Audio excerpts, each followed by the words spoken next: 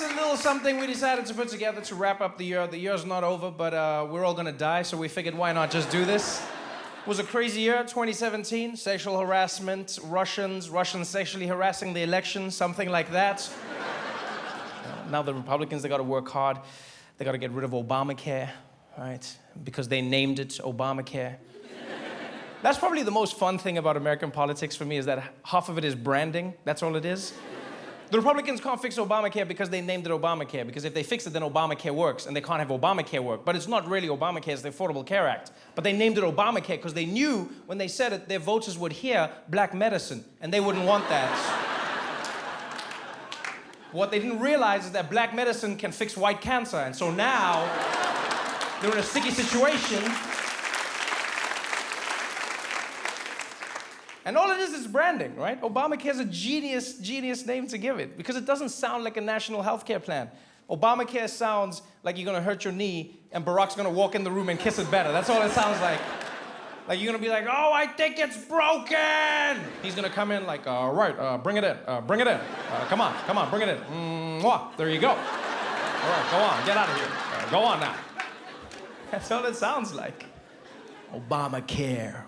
It's all branding. That's really all it is. You know, political branding. And say what you want about the Republicans, they are brilliant at political branding. Democrats, nice people, have no clue how to brand. None whatsoever. Like, they just throw things against the wall, see what sticks. Resist! What are we resisting? Everything! Republicans know. You know, every single issue they brand connects with you emotionally. You know, like gun control.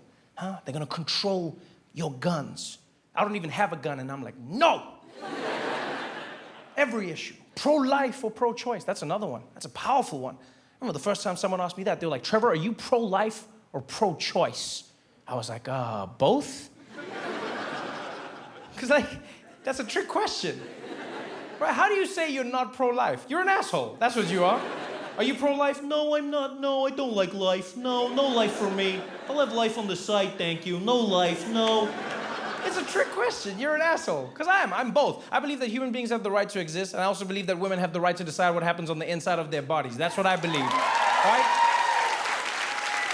But it's a slick move. It's political branding. Yeah, pro-life. You answer it in the negative, you look like an asshole. That's what it is. It's simple brand. Look, I'll give you an example now. We can do it in this room. All the men in this room, raise your hand. If you identify as a man, get your hand up, all the way up, all the way up. Hold it up there. Now, only drop your hand if you have stopped masturbating.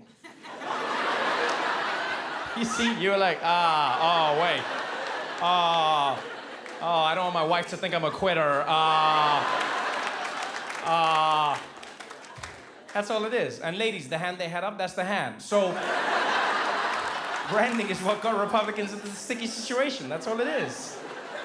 That's how they got here. Yeah. But Obama did his thing, man. Barack Obama did his thing. He was smarter than people gave him credit for.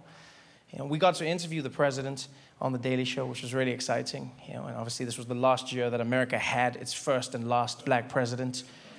You know, I remember when we got a call, I got a call at The Daily Show, and they were like, Trevor, would you like to interview the President of the United States? And I was like, do you ask stupid questions? It's like, of course I want to interview the President. And we got to go to the White House to interview Barack Obama.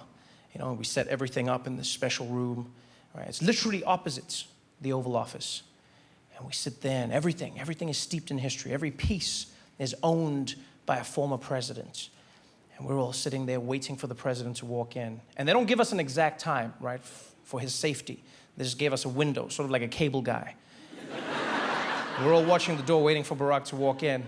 And then he popped in behind us, scared the shit out of everybody. And he was like, hello. And we're like, Because there was another door. No one told us. Again, he just pops in. And he was really nice. He greeted everyone. He's like, hello, everybody good? You guys good? How you doing? Everybody good? Camera guy? Yeah. Sound guy? How you doing? How you doing? And he turned and he looked at me. He's like, Trevor, you good? And I was like, he knows my name.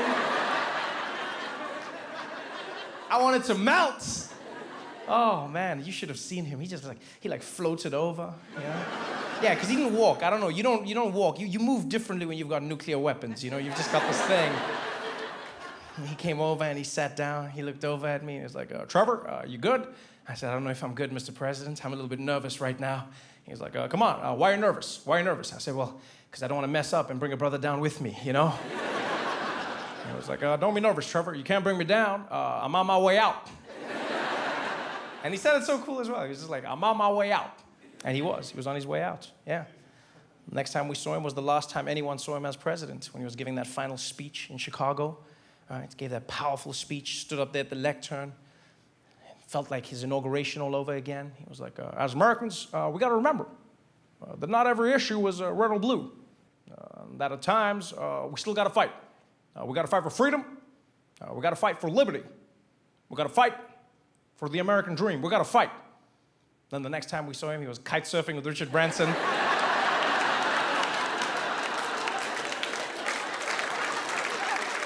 I thought you said we're gonna fight. I'm fighting these waves. You do you.